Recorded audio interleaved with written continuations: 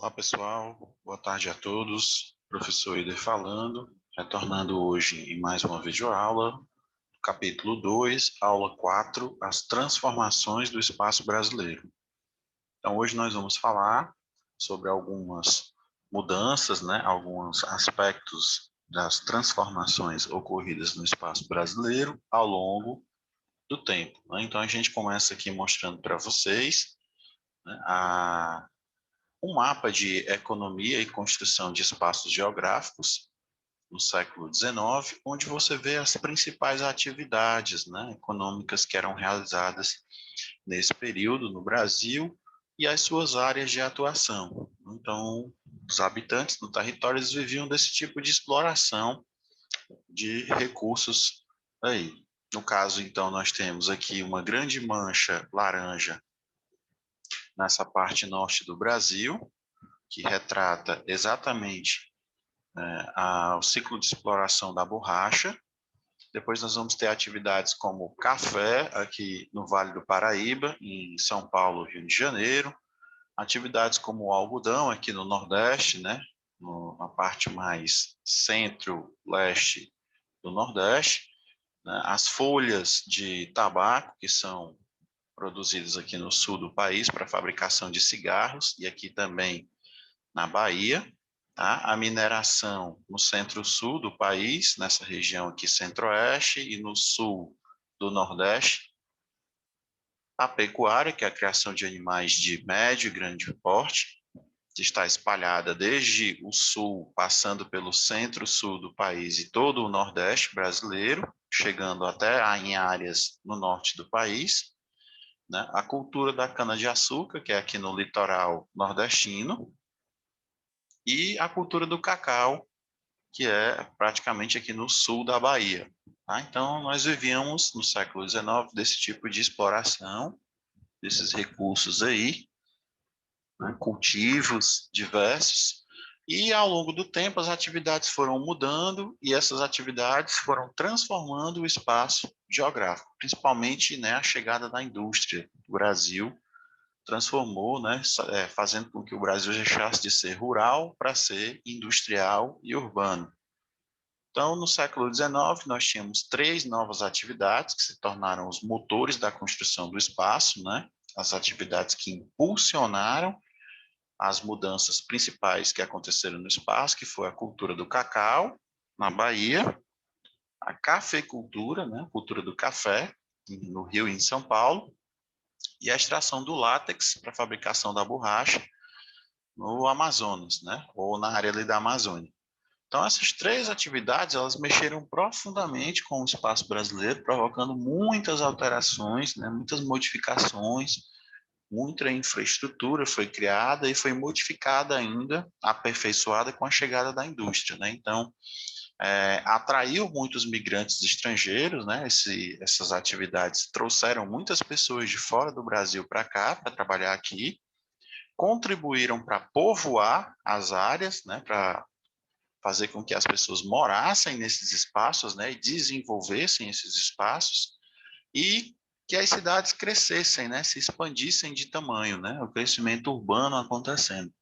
Então, foi um período que também foi o período relacionado à independência do Estado Nacional Brasileiro, o Brasil se tornou independente de Portugal e definiu suas fronteiras, seus limites, suas áreas até onde nós tínhamos o limite do nosso país, onde ele começa e onde ele termina. Aconteceu tudo isso nesse período especificamente.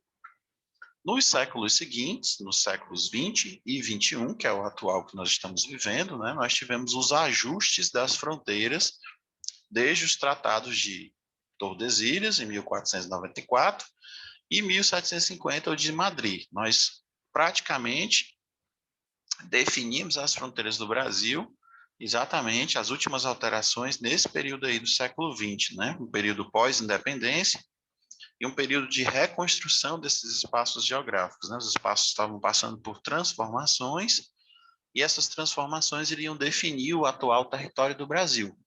Então, nós tínhamos a resolução de pendências através de acordos e conversas diplomáticas. Todas aquelas áreas de limite do Brasil que estavam sobre pendência, os governantes chamavam para conversar e definiam, né, onde era a zona de fronteira daquele espaço. Então, muitos espaços nessa época foram adquiridos, muitos espaços foram cedidos, e aí, finalmente, nós fechamos a configuração atual do Brasil. Nós definimos quais eram os seus limites e quais eram as suas fronteiras. Então, poucas modificações foram feitas depois desse período, tá?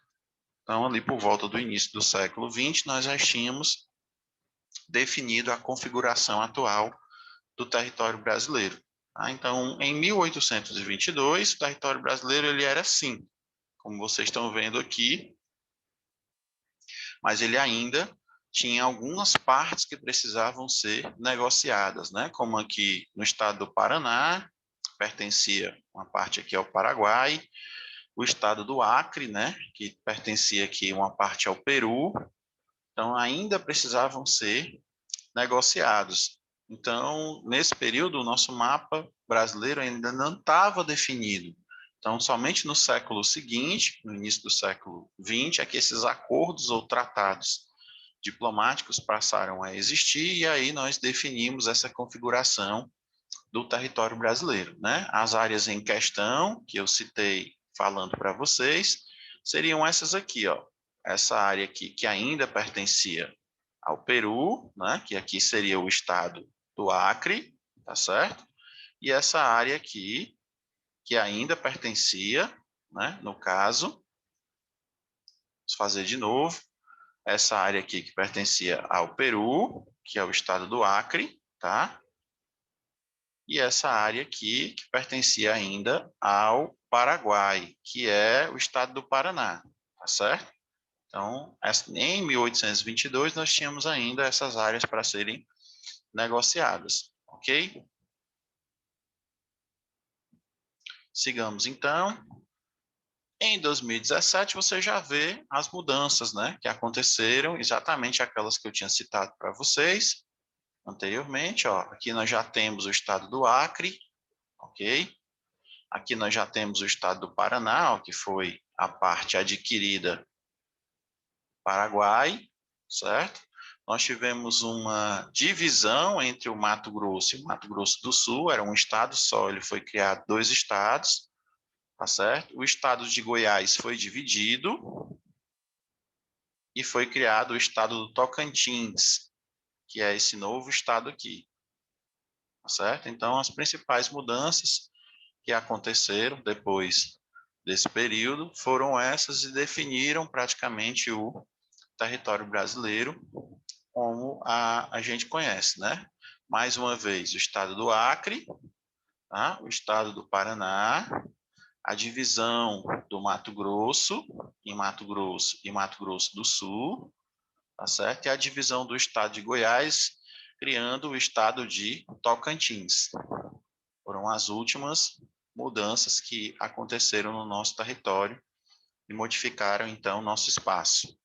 Nesse período atual, né, nós sofremos ainda no século anterior a influência do capitalismo industrial, onde ele substituiu, né, as formas de trabalho do ser humano, né, pela manufatura, pela maquinofatura, na produção de mercadorias. O que é isso, professor? É colocar máquinas para auxiliar no processo produtivo, para ajudar o homem a produzir essas mercadorias. Então, essas máquinas, elas aceleraram o processo produtivo, né, fazendo com que o homem trabalhasse de forma mais rápida, mais efetiva, e ele pudesse transformar a natureza de forma mais rápida. Então, para produzir uma mercadoria, ele precisa de matéria-prima. E essa matéria-prima é tirada da natureza. Quando ele produzia sem o auxílio de uma máquina, ele produzia de uma forma mais lenta, mais devagar. Então, ele retirava, extraía da natureza apenas matérias-primas de uma forma mais lenta. E hoje, com as máquinas auxiliando no processo produtivo, você tem uma retirada de recursos naturais de uma forma mais rápida. Então, essa relação homem-natureza passou a ser uma relação muito intensa, onde o homem extrai em grandes quantidades matérias-primas, né, grandes quantidades de recursos naturais, e não dá tempo dessa natureza se recuperar, gerando graves problemas ambientais para a sociedade, certo? Então, a gente vai ter um acúmulo de riquezas pela produção industrial e o comércio de mercadorias. Quanto mais produtos você produzir, quanto mais você vender esses produtos, mais riqueza você vai produzir para esse espaço. Porém, ao custo de uma degradação ambiental muito grande, né? Há um processo de deterioração do espaço em muitas áreas muito grande. Então, nesse período, nós consolidamos o trabalho assalariado. O que é o trabalho assalariado? É o trabalho que você trabalha e você recebe como recompensa pelo seu trabalho um salário específico, tá certo? Então, nesse período, nós consolidamos essas relações de trabalho assalariado. E foi o período também que surgiram as novas classes sociais, né? A burguesia e o proletariado. A burguesia seriam os donos das indústrias, os donos dos meios de produção, e o proletariado seriam os trabalhadores assalariados, aquelas pessoas que não têm o recurso, não têm o dinheiro, não têm a forma de produzir, e elas vendem a sua força de trabalho, né? Trabalham para alguém, pregando sua força, sua energia, né? Sua capacidade produtiva para poder produzir essas mercadorias. Então, nós tivemos nesse período aí a definição de países pobres, países periféricos, né? Países ricos, países desenvolvidos. Então, nós somos, no cenário mundial, considerados como subdesenvolvidos, né? E por muito tempo nós fomos apenas fornecedores de matéria-prima, né? A gente fornecia matéria-prima para os outros países que eram industrializados e podiam produzir. Então, o capitalismo, gente, ele vai produzir mudanças específicas no espaço, né? Você vai ver que o espaço, ao longo do tempo, ele vai se modificar, ele vai se transformar, tá? E o comércio, ele é muito forte nisso, né? Nessas mudanças, nessas modificações do espaço. A partir do momento em que o comércio é intenso em algumas áreas, como vocês estão vendo aí nessa área, ele vai produzindo novas modificações, né? Como, por exemplo, o surgimento dos shopping centers, né? A cidade de vocês lá não tinha um shopping center, mas exigiu-se que o comércio precisasse ter um shopping como forma de expressão do comércio na cidade de vocês. Então, foi criado, né? Foi transformado um espaço que antes era um hospital, uma maternidade, uma delegacia, né?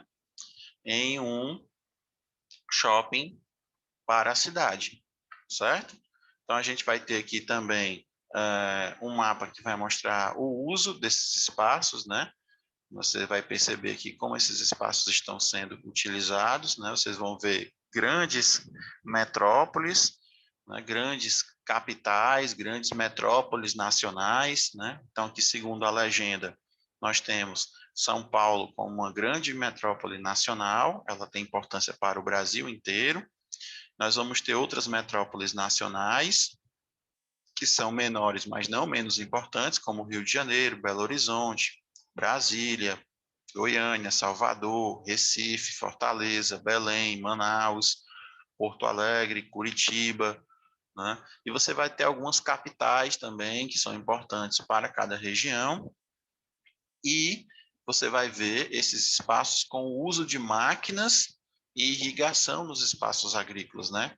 Quantas áreas utilizam máquinas? Então, quanto mais a cor vai se acentuando aqui, vai ficando mais escura, a gente vai ter um grau mais elevado do uso de máquinas. Então, você vê que esse centro-sul do país aqui, essa região aqui, centro-sul do país, toda essa região aqui é uma região que vai ter um grande número de uso de máquinas, né? Com mais intensidade. Não que a gente não tenha aqui no Nordeste, nós também temos essas áreas aqui no Nordeste, ó, essas áreas aqui com grande uso intenso de máquinas, mas você vê que está mais concentrado nessa parte centro-sul aqui do país, né, onde você vai ter essa concentração, essa transformação do espaço de uma forma mais intensa. E o norte do país, você vê que não tem tanto esse uso dessas máquinas, ok? Então, isso vai modificando, vai transformando, vai alterando o espaço de forma que novos espaços vão surgindo através da transformação dos primeiros, de acordo com a necessidade que a população que o habita tem, ok? Então, gente, ficamos por aqui hoje no nosso conteúdo.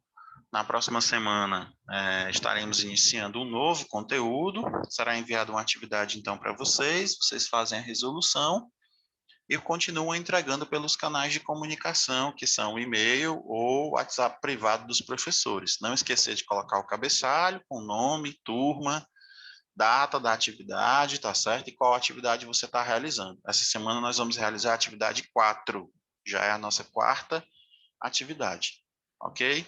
Obrigado pela atenção, desejo a vocês todos uma boa semana, bons estudos e a gente se encontra na nossa próxima aula. Um abraço a todos.